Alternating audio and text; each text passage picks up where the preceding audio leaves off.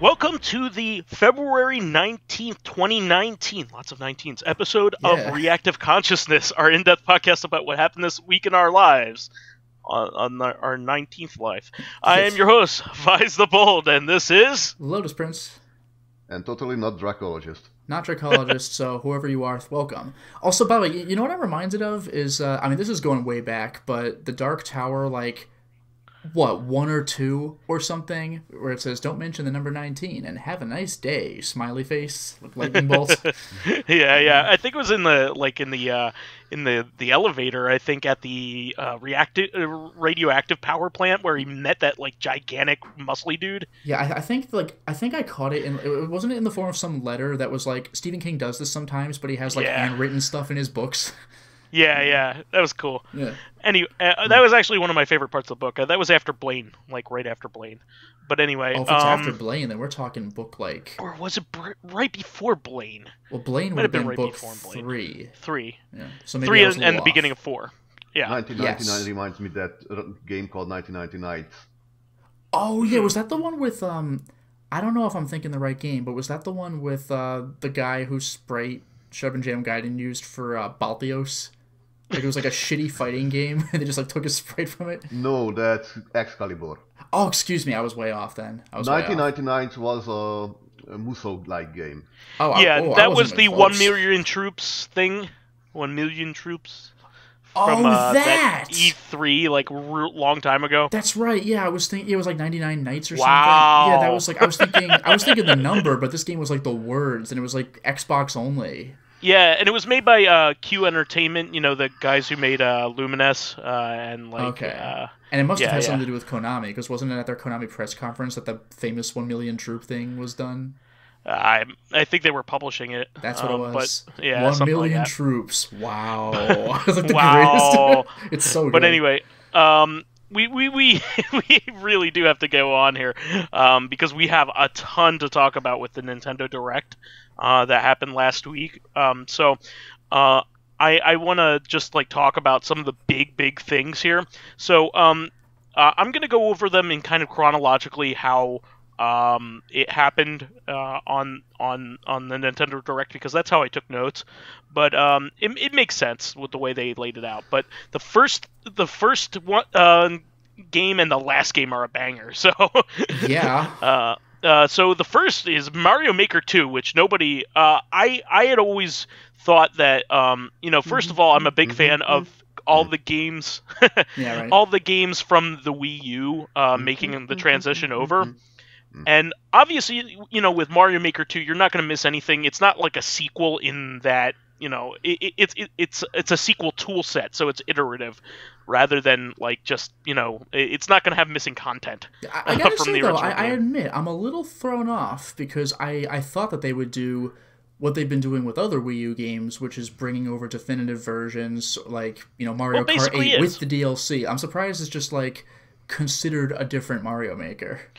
So they're probably adding enough features where it's for a tool set, it's like going from Windows 95 to 98. You know what I mean? Yeah, but what's interesting though is, if you want to be really like pedantic, that means that Super Mario Maker is one of very few Wii U games that is not gonna make it over to the Switch.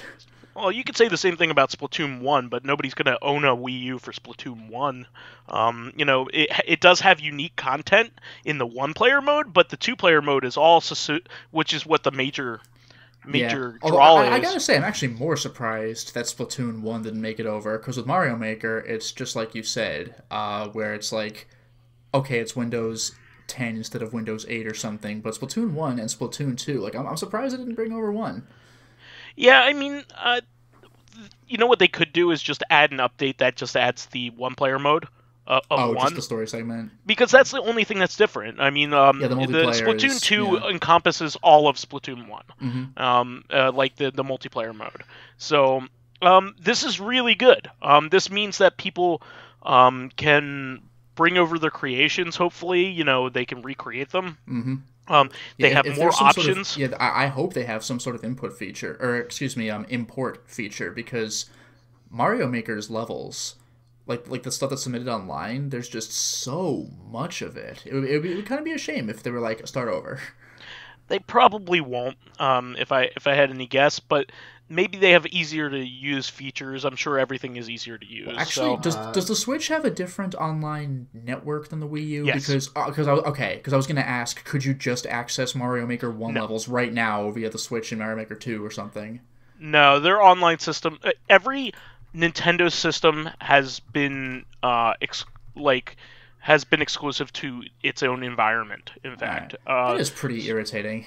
Yeah, Nintendo's never they're learned not how all to connected. do what Sony's been doing since I can't really say since 2006 with the PS3, but like the PS4, like they just kept it going, and like Xbox did the same thing. Xbox Live, just do it.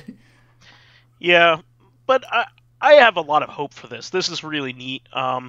I loved Mario Maker 1. I loved seeing what people could do with it. I loved playing the different modes in it.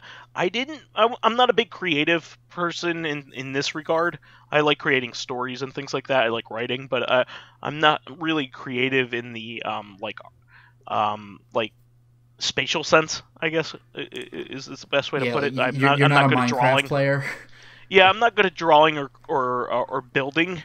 In game, nice. I do like making Legos. In I real love life. Legos, but at the same time, though, like I never made anything original. I would look at the instructions and have fun making what they gave me. I did that similarly, but Minecraft really helps you open up. Like, if I add this and I do this and I just do this, and I just make it look like a little bit more fancier. Yeah, Minecraft is clever. Well, yeah, Minecraft is clever in that it introduces, I don't know if mechanics is the right word, but like if you only had this material, then you can make this new thing out of it, and you could kind of like evolve what you're doing. It's not even that, but you just constantly can evolve a vision of, like, you start off with a really blocky house, and by the end of the day you're going to look like you have a mansion floating in the sky. Sure. But what I wanted to say about Mario Maker is just a little bit more cheekier, that it is possible that many Switchers going to suffer the throw of rage because of Mario Maker 2. That's an interesting point, actually. Like, I know there was that danger of accidentally throwing your Wii remote whenever you did anything with the Wii, but the Switch has, like the console is a handheld, effectively. So, like, no, if you keep dying, it's like, God damn it. Just because you get... You just throw it into the ground or something. To make absolute mental levels. Yeah. Yeah. I think this is really cool. I'm really interested to play other people's levels and stuff like that, and more so, I don't want it to be on a dead platform that nobody ever wants to go back to, because that's what the Wii U is going to turn into. Yeah, the Wii U is really a time capsule system at this point. I mean, there are very few games that are locked to the console that anybody would want to play these days. Devil's Third, obviously. Actually, I mean, for real, Wonderful 101. I'm surprised. Wonderful 101 and Pikmin 3 are like the two major games. Yeah, and for like mid-tier major, I would say Fatal Frame 5. Yeah, and Fatal Frame 5. Okay, so you have 4 games there. You know, if you want to count Devil's Third, but you shouldn't. Well, no. Like that was a joke. Even though it's true, that was a joke. But yeah, those 3 games, Splatoon 1, and like I guess that's from some. This is from people that are big fans of the Wii U. You and I played the Wii U in its heyday. What's that? Bayonetta 2. No, Bayonetta 2's on Switch. Yep. It made it to Switch almost immediately. In Japan, it's physical, and in America, it's a downloadable title. No. It's the other way around. You're right. Bayonetta 1's a downloadable title. Bayonetta 1 is got a me there. downloadable title. Okay. But, there really isn't much for the Wii U. The only other thing that I can think of that you would want a Wii U for at this point is to play DS games on your TV. It's the only way to do it. Via the Virtual Console? Yes, correct. Yeah, well, and you know what? I don't know if this has been moved over, but Nintendo Land? Nobody's going to go to bat for that as an essential game. Yeah, nobody's going to argue it's an essential title, but it is a fun casual party game. Yeah, I mean, there's the Star Fox Zero as well. I mean, as a curio. Oh, that's right. Okay. That's a good game. I think more people caught on to later on. Yeah. After most of the backlash happened. That was the last big game to be released for that system too. So I think Mario Maker was like one of the last essential Nintendo titles, probably the last essential Nintendo title that was locked to the system. So this is very good news. So we'll move on, in instance of time, but I'm going to talk about that more and more as stuff comes out. These Nintendo Directs are always huge, and this was a huge one. Marvel Ultimate Alliance 3 was the next one. This was actually a pretty big surprise. The Ultimate Alliance games have been dormant for a long time because they were made by Activision. I guess it's not super surprising because they did make modern ports of Ultimate Alliance 1 and 2 for the PC, PS4, and Xbox One as of like last year. That should have tipped you off that they were doing something, because why would they bring them back otherwise? Mm-hmm. But this one seems very much focused on the movie characters. I didn't really see like the Marvel Cinematic Universe characters. They're making a big deal out of Captain Marvel because the movie's coming out soon. So I don't think I remember seeing any X-Men in any of the footage either. Yeah, the stuff like that really irritates me. It's the same problem with Marvel vs. Capcom Infinity. It's like, oh man, finally all my favorite characters are coming back, except half of them just aren't because of behind-the-scenes bullshit. Yeah, and it's really... this is being made by Team Ninja, so that's good. Yeah. So the playable characters that we know of these are all ones from... no, there is one... Count them, one X-Men man. Okay, so there's Black Widow, Captain America, Captain Marvel, Drax from Guardians, Gamora from Guardians, Groot, a lot of Guardians, Hulk, Iron Fist. Oh yeah, Hulk is from Guardians 3. Yes, I know, or 2. Iron Man, Spider-Man, Star-Lord. Wow, all the Guardians. Yeah, just all of them, yeah. Except for Rocket. Which is kind of funny, actually, because... No, Groot and Rocket. They're a single character. Oh, okay. I was going to say, it's kind of funny, because in Marvel vs. Capcom 3, Rocket was, like, the only character from that lineup to make the game. And everyone was like, who's this guy? Yeah, so it's Groot and Rocket are a single playable character together. That makes sense. Storm, 2 X-Men. Storm, Thor, and Wolverine. Okay, I was going to say Wolverine or Cyclops. Let's find out. Those are the ones that we... it was going to be Wolverine. Probably. But Storm is good too. Yeah. I'll take it. So this is a great, couch co-op game for up to 4 players. It's going to be on Nintendo Switch. It's the only system that it's announced for so far, and that's unusual too. Yeah, it's probably going to stay there because Team Ninja works with Nintendo almost exclusively. Yeah, Team Ninja did. Dead or Alive and the Ninja Gaiden. Yeah, Dead or Alive is definitely other than Nintendo, and so is Ninja Gaiden. But they also did Metroid Other M. Yeah, and they did Neo. They've also they did Neo. Yeah, so that's also not with Nintendo. They've worked on the Warriors games as of late, the Fire Emblem Warriors and Ocarina of Legend Warriors. of Zelda Warriors. Yeah, exactly. Okay. So well, it seems like they cover all the bases then. They're with Nintendo about as often as they are with the other systems. Well, there's companies. Neo and Neo 2. Okay, yeah, so those are on those are on Dead PS4. or Alive franchise though, and Ninja Gaiden. Yeah, probably Dead or Alive I think is coming to Switch now though. Well, some no, actually none of them have. Well, actually, I will grant that there was. I forgot what like Dimensions or something. It was a Dead or Alive game on the 3DS. I don't know. It was like if you see there was a Ninja Gaiden game exclusive to the regular DS. What was it? There was a Ninja Gaiden game exclusive to the regular DS. Okay, yeah, so like in each franchise has like one random game like on the DS or 3DS. Yeah. Well, anyway, this is good. I'll take it, right? Marvel Ultimate Alliance 3 is a really good. The Ultimate Alliance games are a lot of fun. There's not a lot of depth to them, but they're a lot of fun. Those were basically the evolution of the X-Men Legends games, right? Correct. They started off as X-Men Legends, games, right? What is it? Are these beat-em-up games? Yeah, they're kind of like RPG elements. They're kind of like remember the Baldur's Gate Ultimate Alliance games and Champions of Norrath? They're kind of like that, or like it's like the evolution of Gauntlet. Baldur's Gate doesn't play like that, does it? Champions of Norrath, I know what you mean, but Baldur's Gate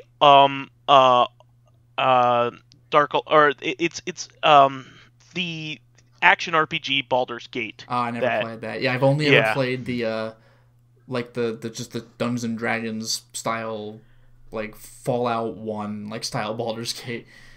Yeah. So Baldur's Gate had a spin-off series that was very, very popular called Dark Alliance. Yeah, Dark Alliance. Oh, those are the games. Okay. I've heard of it, but I haven't looked into it. Baldur's Gate Dark Alliance 1 and 2 were very popular during the PS2.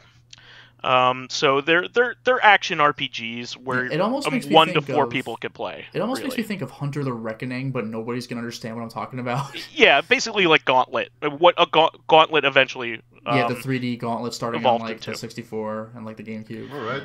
Yeah. Okay. So you pick a hero, you can level up in it, but that's about as far as the RPG elements go. You can level up. Yeah. You can level up and you can go through a story with your friends, but most of it is just beating up and using special abilities. And going up against bosses at the end of it. That kind of that's thing. really all it is. Single player MOBA. Yeah, it's not a MOBA, but it's fun. It seems like the kind of game you play on the GameCube, except it's new. Yeah, exactly. So anyway, good selection of characters on there. There will probably be more, I don't doubt. So the next game is Box Boy and Box Girl, which is the 4th Box Boy game. I didn't know there was one Box Boy game. Yeah, they were on the 3DS. They are downloadable titles only, but they're very charming puzzle games. Very fun. Has one of the rarest amiibos. It only came out in Japan with a collection of the Box Boy games. So good luck getting that for any reasonable price. But those games are a lot of fun, and there's this one's called Box Boy plus Box Girl. So it's gonna have a 2-player mode, which is pretty cool. Looks like some sort of puzzle game. Yeah, it's you play like a box, and you can split off. You can basically like grow another box, and you have other abilities and stuff like that. It's a puzzle platformer, a lot of fun. So the next thing is Smash Brothers 3.0 update, which the major thing coming with that is, other than, minor fixes and minor balancing tweaks, is Joker from the Persona from Persona 5 is coming, which is going to be cool. I don't have much to say on that because we played that out and talked about that. Captain Toad out of nowhere is getting a huge update. Yeah, that was one of those games I was a bit surprised came to the Switch at all. Like, let's bring this over too. And now they're updating it more. Yeah, that was a Wii U exclusive, and I thought that was going to die on there. Even though it was charming and fun, I didn't think in a million years it would come over to Switch, and it did. Yeah. It was one of the first ones.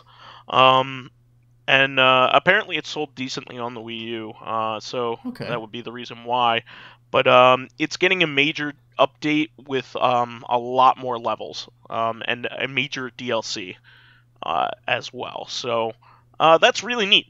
That's a fun and charming game. I really recommend it. Which one? Captain Toad. What? Captain Toad. It was on for Wii a while. U. Yeah. Captain Toad. Okay, sorry. Yeah, he was a character from Mario. I know. Yeah, Mario 3D World. 3D World. Okay. That's a game that didn't come over. Super Mario 3D World. Yeah, that's actually a little surprising because that game was solid. It's fantastic. Yeah, it's a really good game. That will come over. I don't doubt that one. I think that's the last Nintendo major one to not have come over. Then, yeah. So, Bloodstained Ritual of the Night, there was just a minor update, just letting us know that it was being finished up, essentially. But there's a lot of customization things that you can do with the main character, like you could change her hairstyle and stuff like that. Yeah, sure. Or hair color, rather, and colors of her costumes and all that kind of stuff. Mm-hmm. Kind of like the Joseph coat in Symphony of the Night. I don't know if you guys know about the Joseph coat. Well, I guess the joke is that it's named after the play, like Joseph in the Technicolor Dreamcoat. That is exactly right. So it's a very expensive item in Symphony of the Night, and the gimmick to it is it's the only coat that allows you to completely customize its coloring inside. I didn't know that was a thing. That's kind of cool. Yeah. So, and then there was a pretty big Dragon Quest section here with Dragon Quest Builders 2. Apparently, these games, the Dragon Quest Builders games, are excellent. Yeah, I've heard that people like them. Even people that normally don't play Minecrafty games really like these. Minecraft with a story. Yeah, it's Minecraft with a story, which I appreciate. And proper NPCs. Yeah, and battles. Mm-hmm. But probably like what one game does, probably the other game does better. Well, I'm sure. Minecraft is more expansive and gives you many more options. But surface areas bigger than Neptune's. Well, this is going to be really good. The first Dragon Quest Builders emulates the story of Dragon Quest 1, so I think Dragon Quest 2 is following suit. So does this mean we're going to have 11 Dragon Quest Builders?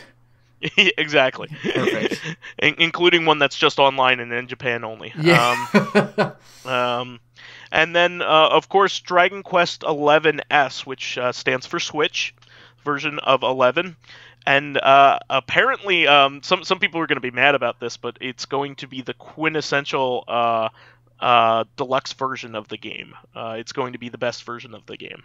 Yeah, I kind of figured that just by the title. Otherwise, they would have just called it Dragon Quest 11. Well, so the major thing is that one of the major criticisms of the original Dragon Quest XI is that it had a MIDI soundtrack. That's baffling. It's something that Dragon Quest does all the time, and then they, in subsequent releases, they'll milk it. What they do is they come out with the original version, and it's very bare bones in terms of music. And then what they'll do is they'll come out with an international version in Japan and make you buy it all over again. With an orchestrated soundtrack. I could see the MIDI soundtrack being like Resident Evil 2 remake. I could see you want the old style soundtrack. I could see that being an option, but to just play it straight we're doing MIDI. Stupid. What? No, it's stupid. In fact, that was one of the major changes that happened when we got Dragon Quest VIII on the PS2. Mm-hmm. When the US got that, it got the orchestrated soundtrack. Yeah, I remember that. When Japan did not get it. I didn't even realize that there was a different soundtrack. That's insane. Yeah, they did this once before. Unfortunately, the version of Dragon Quest VIII that made it to the 3DS did not have the orchestrated soundtrack, so unfortunately we missed out on that. And Weird. Otherwise, it is the definitive version of Dragon Quest VIII, so that's a bit of a shame. But this version of Dragon Quest XI will have the orchestrated soundtrack or MIDI. I think you do either or. Oh, okay. But I don't know why you would want the MIDI. The MIDI doesn't sound good. I was gonna say, I don't know how it sounds, but I was gonna say I can see why people might want the MIDI, but to only do MIDI is just the weirdest. The big problem is that they're not adding the orchestrated soundtrack into the existing versions when they damn well could. Yeah. Very easily. Even if they charge people for it, they would buy it. But selfishly, I haven't bought 11 yet, and I play primarily on Switch, so this will be, especially for a big grindy game like Dragon Quest, I will happily play that on the Switch so I can play it portably. So moving on, there are a couple minor updates on Disney Tsum Tsum. This is a big thing for some people. It is not for me. It's popular with a lot of people who play it on their cell phones, so there's going to be a version of that on the Switch. called Tsum Tsum Festival.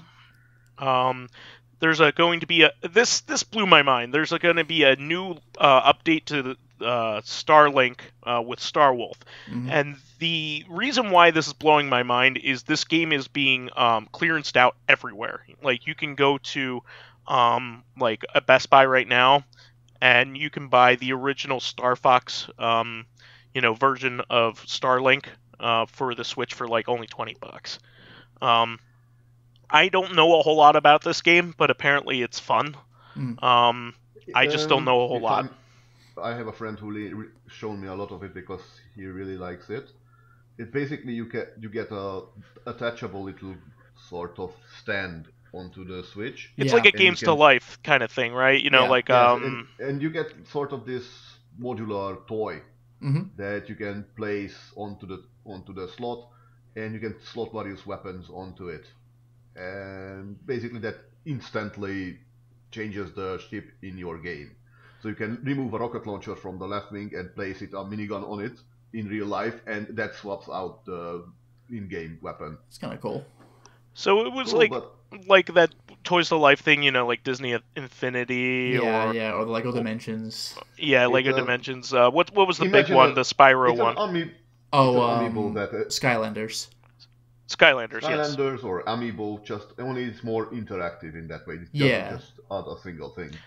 It seems like something that I would like. Apparently, the Switch version is the definitive version because there's extra content, with the Star Fox stuff. So I would probably get that, and if it's on sale, I'll buy it for $20. I don't know it's on any other game, but what I saw, it's pretty good. Sort of fly about in space and on planet. Scan stuff, shoot stuff, fight stuff. Yeah, it was a Starlink Battle for Atlas, I think it's called, and it's it's for the PlayStation 4 and Xbox One as well. So I feel I was right. A little bit off-putting that it's very, very much feely heavy. I see. Like, I just hope they stock up properly on every item and every physical stuff. And they're not going to be some sort of fight over like very rare item or something. That's not going to be a thing. Yeah. It received generally favorable reviews, it seems like, so that's cool. It's in the 7 to 8 range in terms of most reviews. That's so decent. That's pretty good. I'm sure it would be fun if you picked it up, especially now that it's more mature. And if you want to see Star Fox stuff, which I do, so I like Star Fox. So let's see here. This was a big surprise. So this game is made by the original company that made Harvest Moon before it became Song of the Seasons. Is that what it's called? The thing, if memory serves, I might be wrong about this, but I think Song of Seasons had Harvest Moon titles to sell better, kind of like I forgot what games did this. Maybe it was Seiken Densetsu or something that was called Final Fantasy Legend. They weren't really Final Fantasy games, but maybe you'll buy them if we call it that. So I think there are some Harvest Moon games out there that aren't really Harvest Moon, and they're made by a different company. After the way I remember it is that Natsume published Harvest Moon, the original Super Nintendo game, in the United States. And what happened was they noticed that the Harvest Moon games were popular. So they made their own version of it because Harvest Moon was their title. They came up with it. But the original developer had came from Neverland. Neverland company. Responsible for making the Song of the Seasons games.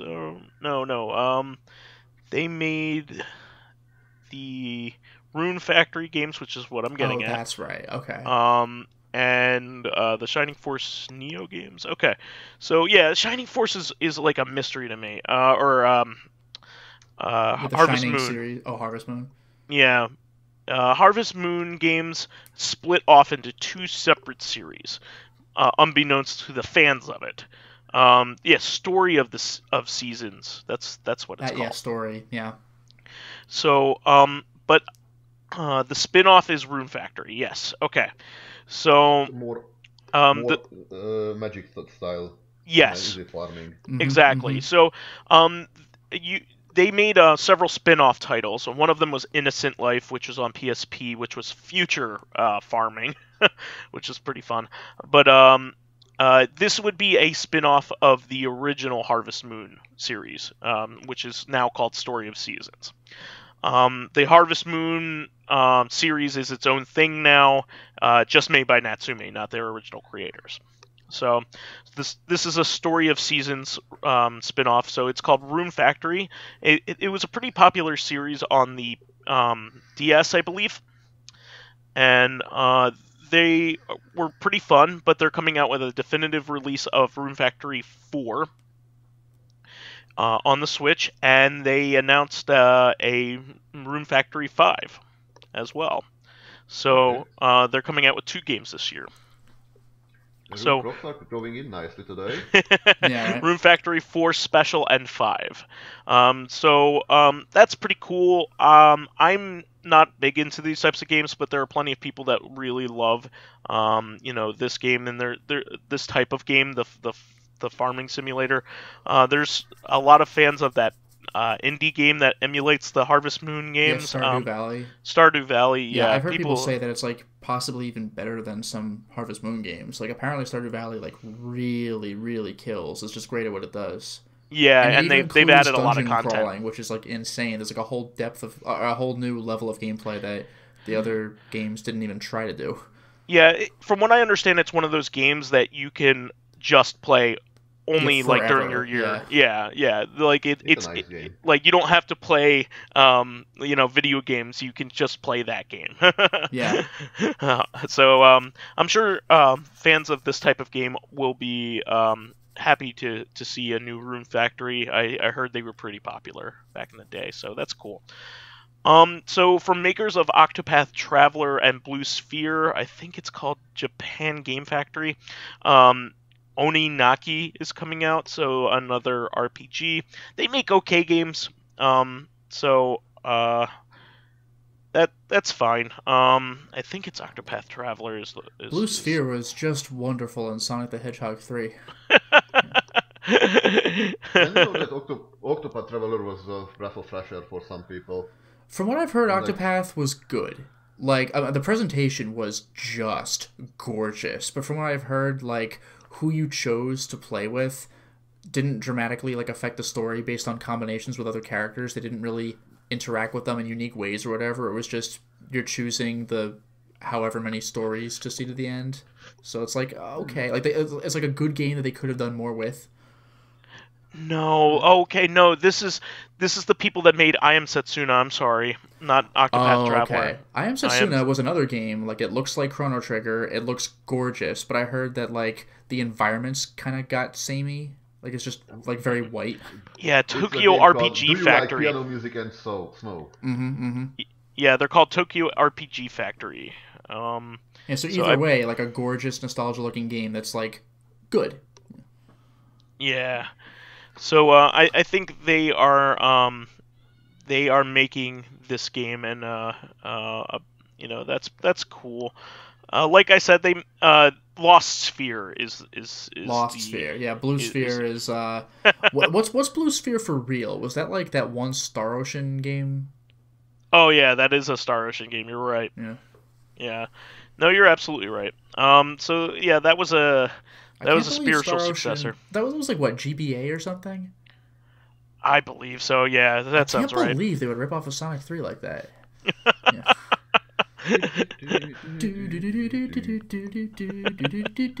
Like it's so catchy until you scream at the TV because you keep running into the red spheres. Yeah, god damn it. Yeah, so I think it will be probably a thoroughly mediocre RPG if I had to guess.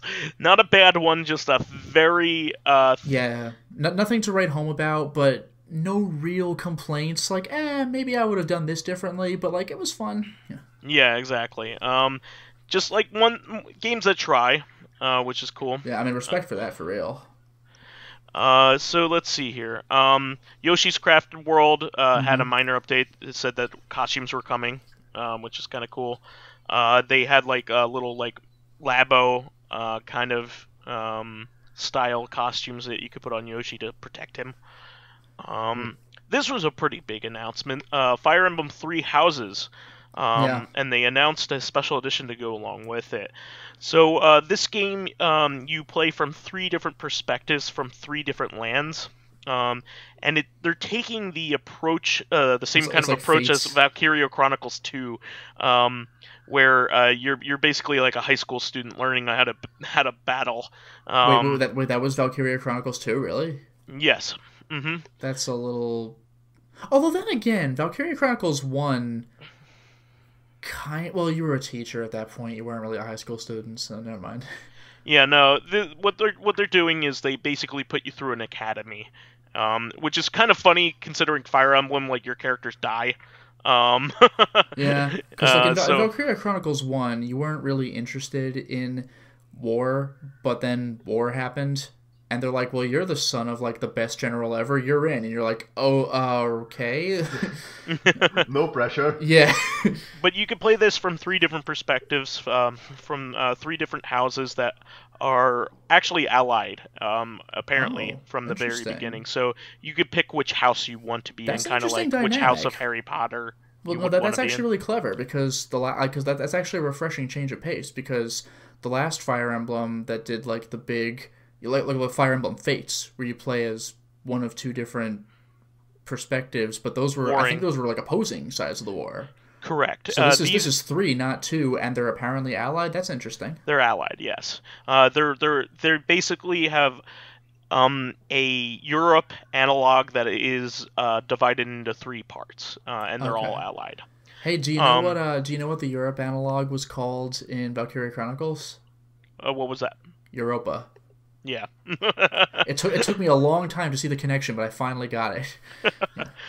So let's that I'm sure will be a quality release. I mean, Fire Emblem games have been good for a long time, and there haven't been too many bad ones. And that's a brand new title, so it'll be good on the Switch, I'm sure. And even the quote bad ones, like from what I've heard in Fire Emblem, they're not really bad so much as like, it's been done better. Weird. Or they're weird. They tend to have weird things about them. Yeah, like I haven't heard straight up bad. Like probably the worst complaints I've heard were like, what was it called? Shadow Dragon was just like, whatever. And, yeah, that's a remake of 1, right? Isn't that what that is? I don't know. And on the DS? the one, the DS one. Yes. And what was the recent one before Echoes? Or no, it was Fates. No, it was Echoes probably. No. It was actually Fates. It was still Fates. And then there was Awakening before that. Well, I heard little but great things about Awakening, but the complaint I heard about Fates was just like, it's really getting into like cheesy, like Kingdom Hearts level anime like dialogue and stuff like that, and like older Fire Emblem games didn't really do that. Like there was still the whole friendship system, but like it didn't feel like really just corny anime episode writing. Yeah, precisely. Speaking of Fire Emblem, I just want to slot this in. Mm-hmm. Did any of you heard about Wargroove? Yeah, so that is a game that is an indie title that is supposed to emulate the style of Advance Wars, right? Advance Wars and Fire Emblem. Oh, okay.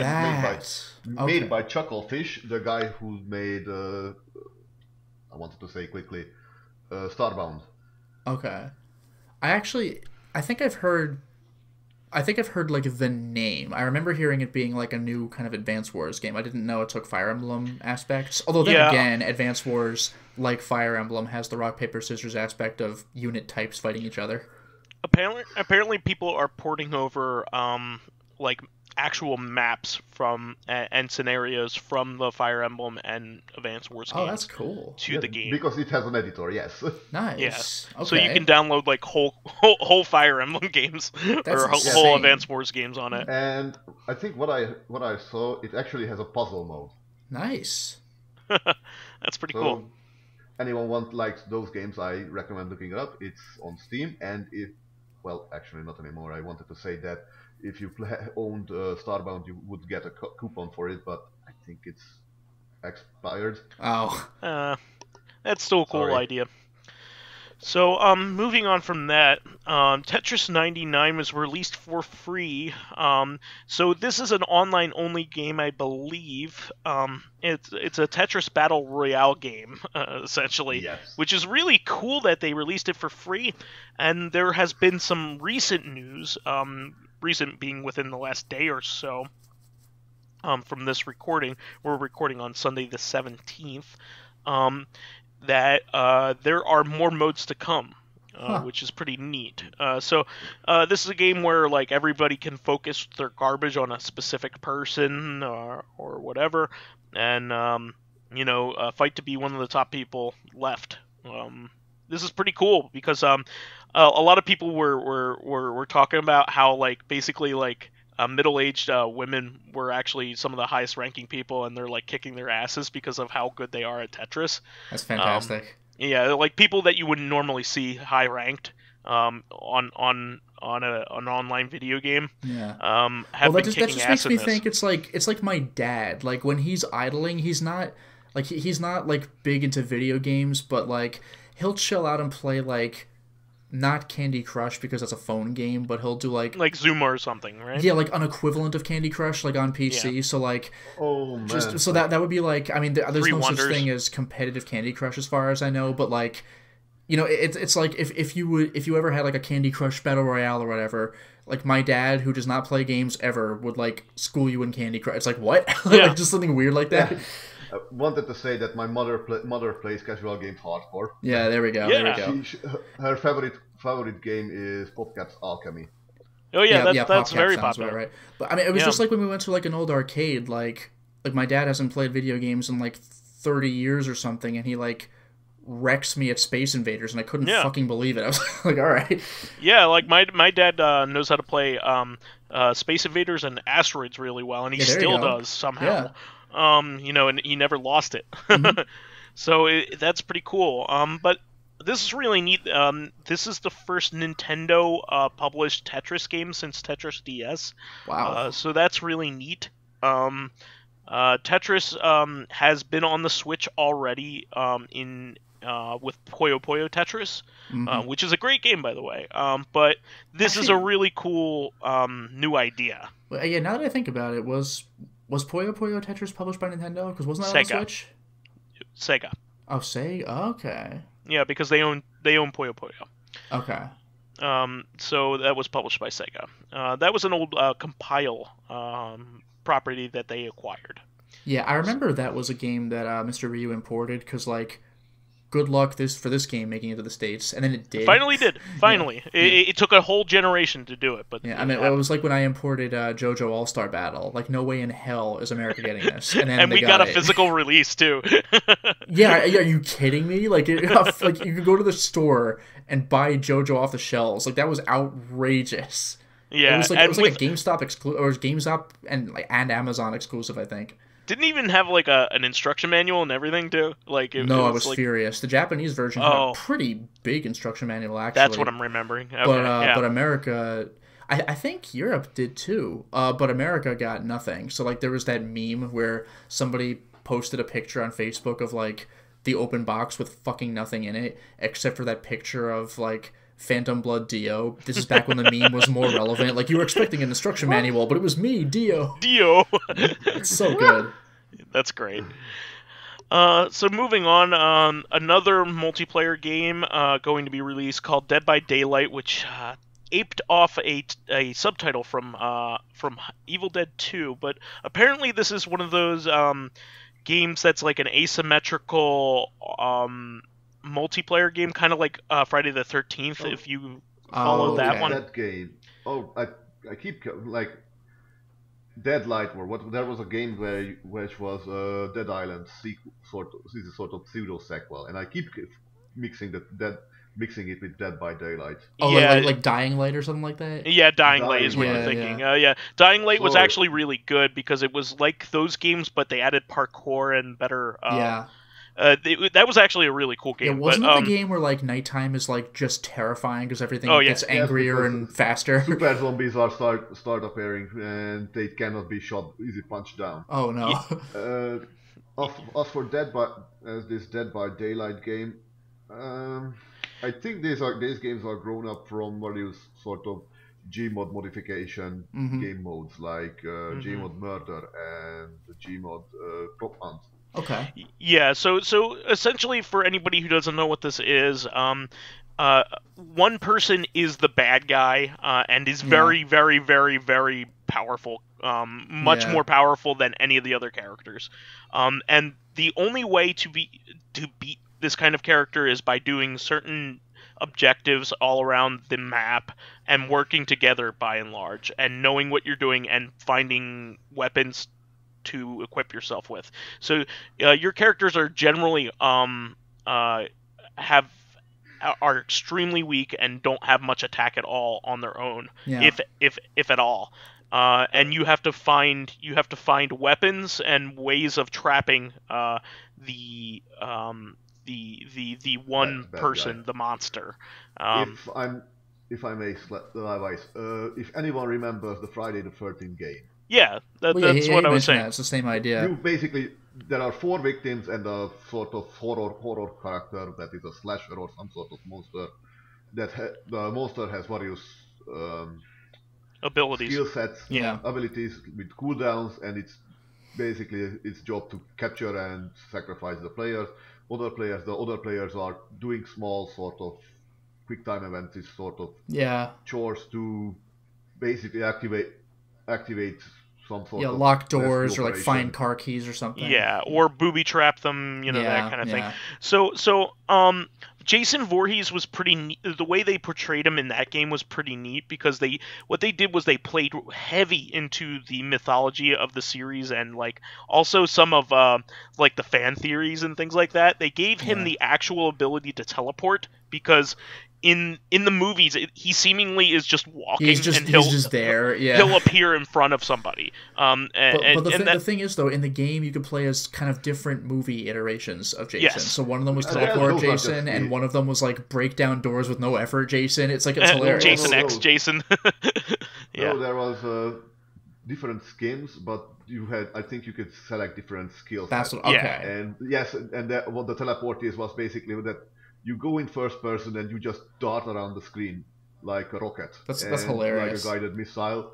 And when you push the button again, you're just there. That's freaking great. That's terrifying. Teleport, but just basically move at super speed. Yeah. So that's pretty cool. I mean, not my type of game in the slightest, but it's cool that kind of thing, that kind of thing is very, very popular on Twitch and stuff like that. So I'm sure the kids will get a kick out of that. Deltarune is getting its first chapter released for free on the Switch, which is really neat. This is the follow-up to Undertale by Toby Fox. The first chapter was free on PC. We talked about it a couple months ago. Yeah. Been there, done that. What was that? I've been there, finished it. Yep. Yeah. A lot of people who had it on PC got played it right away. I did not. I still have it on there, and I will play it on Switch because when it comes out. Well, actually, one thing I saw that was interesting is that the fact that it's coming out on Switch, sort of legitimizes it as like this isn't just a fun thing Toby Fox did to throw out a chapter. Like, no, he's going through with this. Yeah. So he plans on.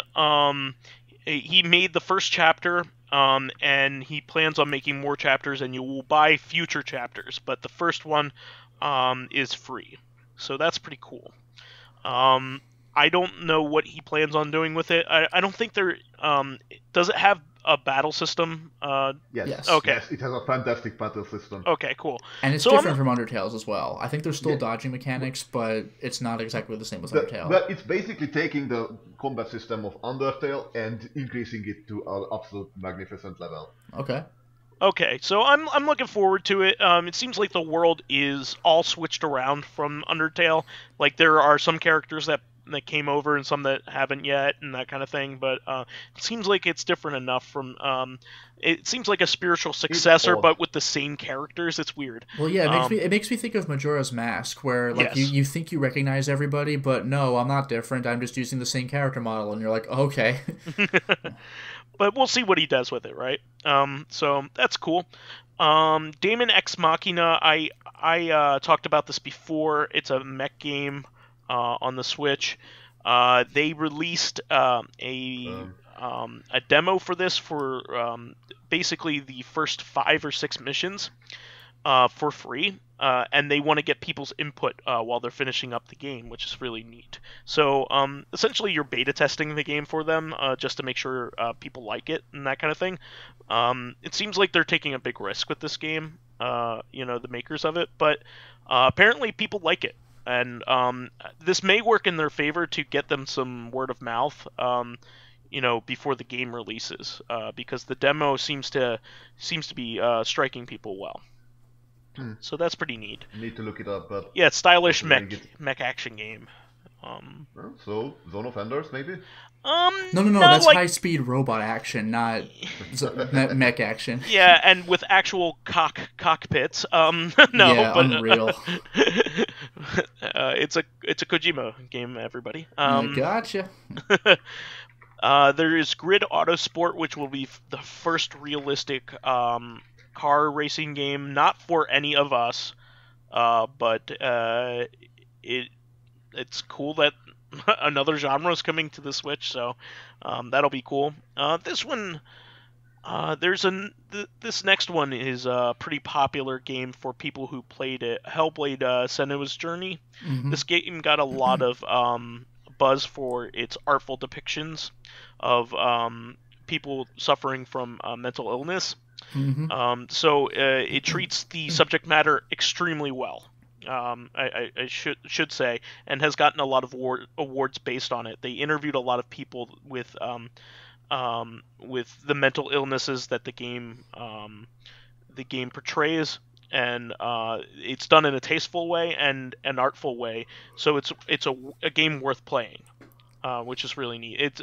It's about it's basically a Viking woman is trying to avenge the death of her husband, I believe, or lover, and while going on the spiritual journey to avenge his death, she is going through her disorder and trauma. So apparently that's a very good game that's coming to the Switch. Unraveled 2 is a very cute game by EA, ironically. So that I remember that game, like you playing this little yarn fellow. Yeah, it's a cute little game, puzzle platformer that you could play with 2 people, which is really neat. Mortal Kombat 11 is coming to Switch, which I didn't really see happening, but it's really funny. They showed footage of the game and there was no blood and no fatalities at all. It's just like in their trailer. That Nintendo showed, so which is kind of funny because they very much edited it down. I don't know. I mean, like Mortal Kombat is ultra violence, but at the same time, the GameCube and Wii Mortal Kombat releases, as far as I'm aware, had no problems with the violence that they had. I mean, it's not going to be censored. It's just funny. The trailer is for all ages. Okay, yeah. So the game isn't going to be nerfed or anything. So every single fatality is just cuts to Johnny Cage's friendship where he gives you his autograph. They wouldn't release the game on the system if they did that. So, this one came out of the blue. Assassin's Creed 3 Remastered. Assassin's Creed 3 is one of the less regarded games in the series. It's probably considered the worst after the first game. But apparently it's coming with revamped graphics and with all of the DLC. So if you missed that, you can go back to that. I'm guessing what they're doing is they're testing out an engine. Ubisoft is testing out an engine so they can put one of the more modern ones on there. Which one was 3 again? 3 is the American Revolution one. American Revolution. Oh, I actually forgot that one. I was really trying to think. Where you actually don't have actually high architecture you can climb around. Yeah, that's why it's one of the less regarded ones, because there aren't any towers in America at the time. You could climb trees and that's about it. Yeah. So you could do the big dive into the hay barrel from like 10 feet. Yeah, which is still, I mean, that's still a serious fall in real life, but yeah. But compared to like the big huge towers from the Renaissance, like Italy, yeah. Yeah, come on. From the Tower of Pisa, come on. Yeah. Like stuff like that. It's just, But anyway, let's see here. Astral Chain is actually one of the coolest announcements. So this is a new Platinum game. Is it a spectacle fighter? Yes. So it looks like it's very much in the line of Bayonetta or Devil May Cry, but apparently Nice. you have like a stand-like figure. Your character has a stand-like figure, so you use both of them to battle. So I'm thinking what you do is you control one. They haven't revealed the way the controls work or anything. They just kind of showed video of the game. But well, if it's anything like JoJo games, then you activate your stand, and then that's just how you're playing. No, that's not the impression that I got. The impression that I got was that you will use each side of the controller. Oh, okay. So it's like it's almost like Resident Evil 0, where you move one character with the analog stick and the other character with the C stick if they're on the screen at the same time. Yes, but they're always going to be on the same the same. Well, the same screen, same sure, but you're kind of using two controllers in one at that point. Exactly. So you do combos by chaining moves from each side of the controller is what I'm thinking is going to happen. They haven't confirmed this or anything. It just looks cool, and Platinum does a good job with this kind of stuff, and it's an original game, so I have no fear of it being good. What was that? It's made by Hideki Kamiya. Yes, it's a Kamiya game, so it's going to be good. What? What saddens me that with Nintendo buying up both Platinum, they have an absolute monopoly on this game genre. Like, Platinum is the best, and with they under Nintendo supervision, we're not going to get any of this from the PC. Yeah, I mean, it'll be a console exclusive, but to me, sad face. To me, it doesn't matter because I have it. So, Nintendo works very well with Platinum, so I have no fear. And they did come out and say, they were like, just in case you were wondering, there's nothing wrong with Bayonetta 3. We're just still working on it. Mm-hmm. So they, when you come out and release footage of a new game and you haven't finished the other game that you talked about before, you have to say something about the other game to make sure people don't think it's canned. Yeah. So that's a good thing. Bayonetta 3 will be good whenever it's done, but I'm sure it's not ready. It'll probably come out next year, if I had to guess, or towards the end of the year, if that. And the very final release, or the very final announcement, is probably the biggest announcement, which is a remake of Legend of Zelda: Link's Awakening, which is a lot of people's favorite or near favorite Zelda game. Yeah, the people who, because this was a Game Boy game, so not everybody played it, but the people who did love it. So it is probably either my top. It's in my top 3 favorite Zelda games. Let's just put it that way. And I'm a huge Zelda fan. I don't want to put it that way. What? I want to put it in a different way. But yeah, Link's Awakening is probably the one Zelda game that I've beaten more than any other. As well, because I used to play it in the car all the time. This was originally for the original Game Boy, and they made a enhanced version of it for the Game Boy Color called DX. Link's Awakening DX, where they added a single level. Yeah. That was color-based dungeon. It was a color-based dungeon. By the way, I'm just curious. What are your other 2 Zelda? Breath of the Wild. And Link to the Past, I guess. It gets. I remember tough. You mentioned you played Link to the Past so much that you don't want to see it anymore. Well, so Link to the Past undeniably is a great game. It's one of the best games of all time. But whether I'm going to say it's my favorite anymore, I don't think I'm going to say that. What's the other one? Between Worlds. Link Between Worlds is an amazing game. I have a hard time picking which version of the 3D Zelda games that isn't like Breath of the Wild. That I would pick here, but probably Twilight Princess HD, because I really love Twilight Princess, and I think it's the ultimate evolution of what they did with Ocarina of Time. Yeah, Twilight Princess really is like Ocarina of Time for the GameCube. So I would probably say that if I had 3 Zelda games that I want to keep, it would be Triforce Heroes, and Triforce Heroes. Triforce Heroes is... okay. It's fun. It's good, but it has major infrastructure issues. Yes. Let's just put it that way. Want to play with me? Oh no, sorry, we need a third person. I would say Link's Awakening, Twilight Princess, and Breath of the Wild's probably my favorite Zelda game. Which Okay. that's a high praise coming from the most recent game. But I still need to play the recent games. The last one I played was Wind Waker.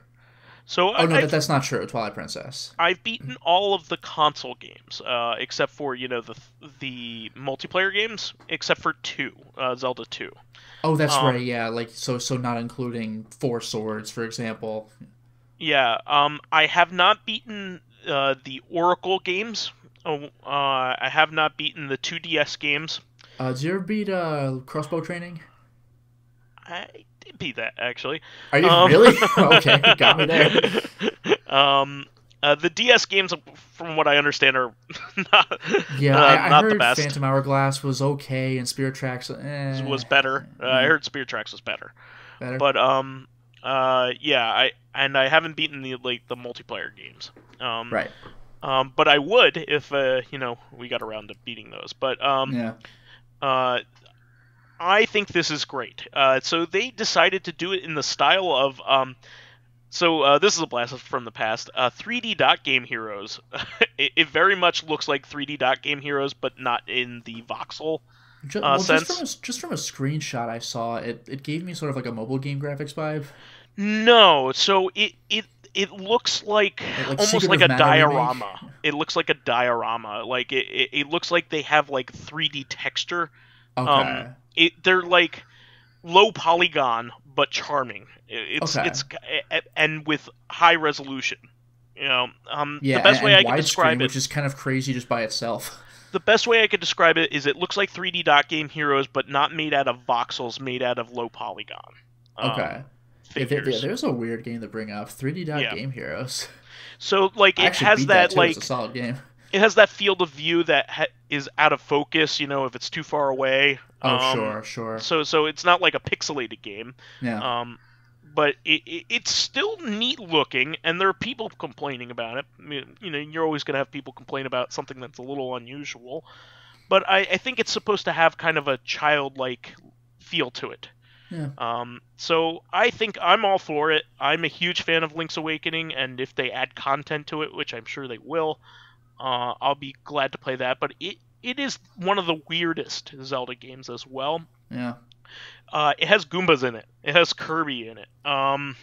Link to the Past had a picture of Mario, and it straight up had like a chain tomp and spiny enemy.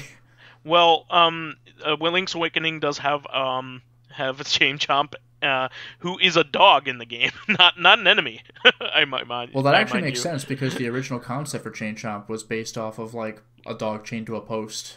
Yeah, his name is Bow Wow. There was a memory of the developer that being chased by a dog. That's why. Yeah, Miyamoto actually.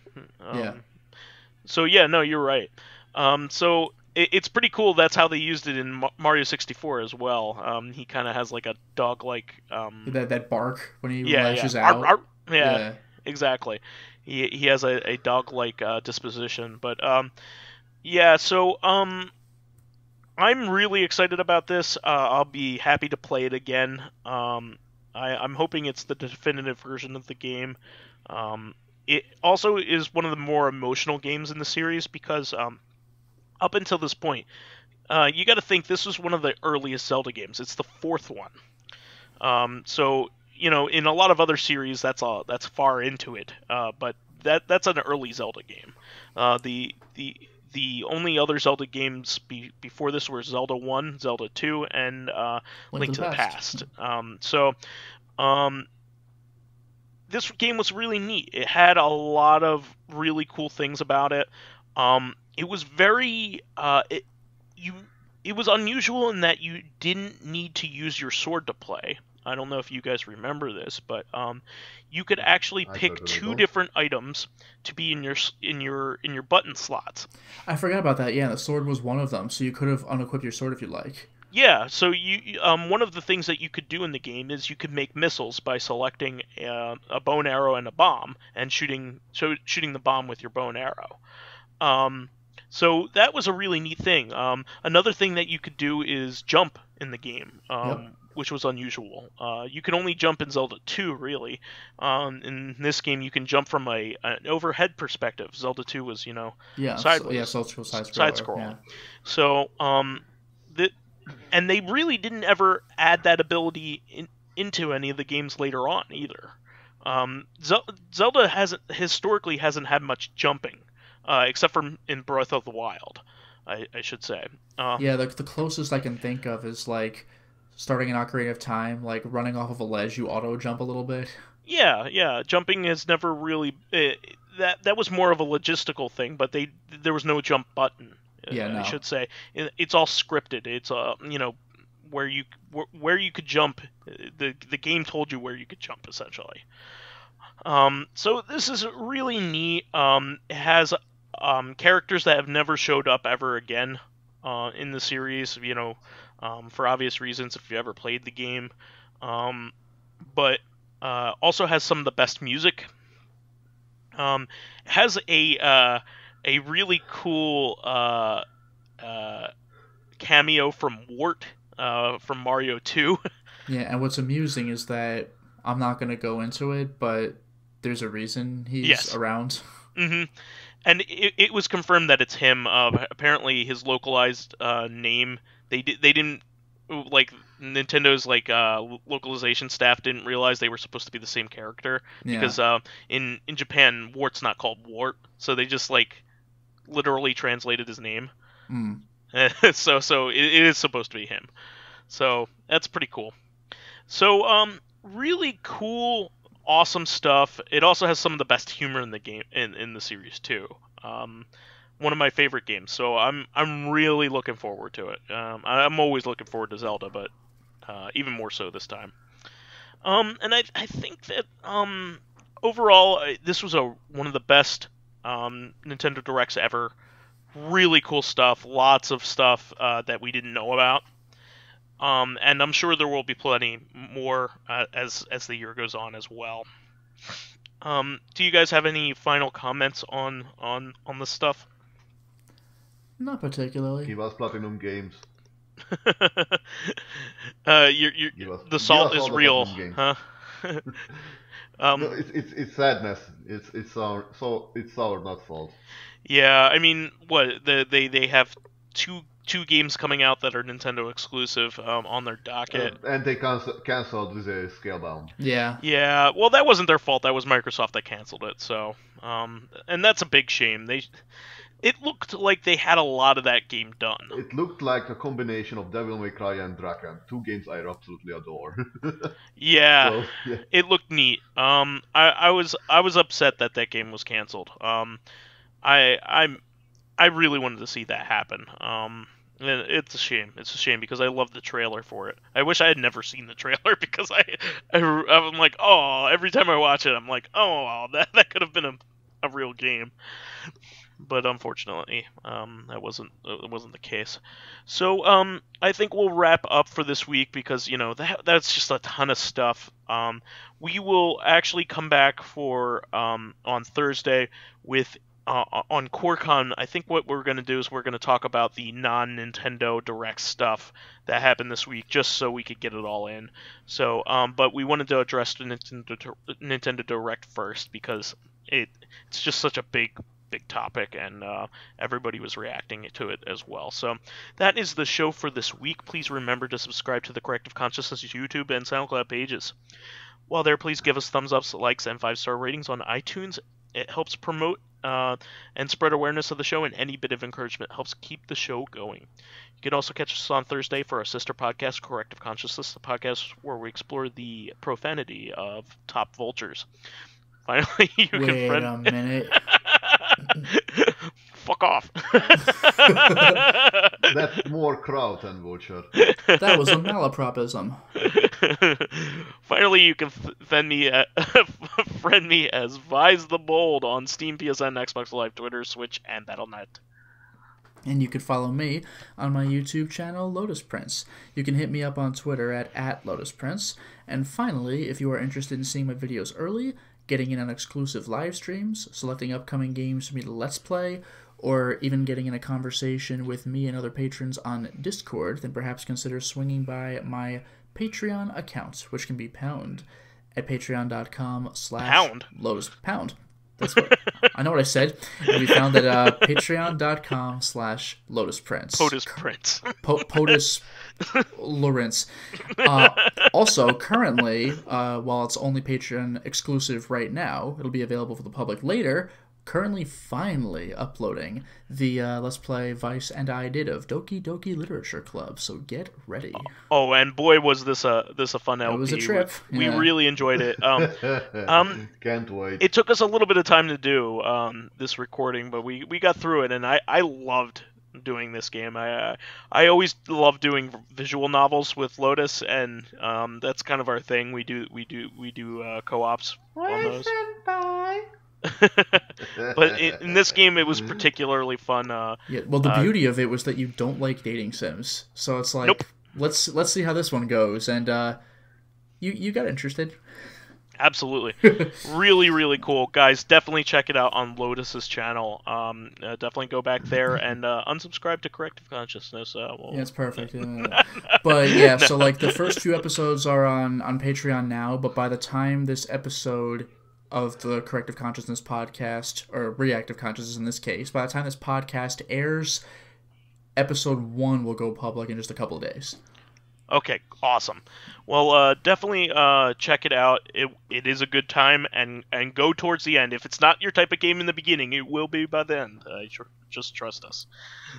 Well, I will say this, like, legitimate trigger warning. The game warns you like 3 times when you turn it on, but I'll just throw that one out there too. If you can handle certain subject matter, then yes, this will be right up your alley. Yep.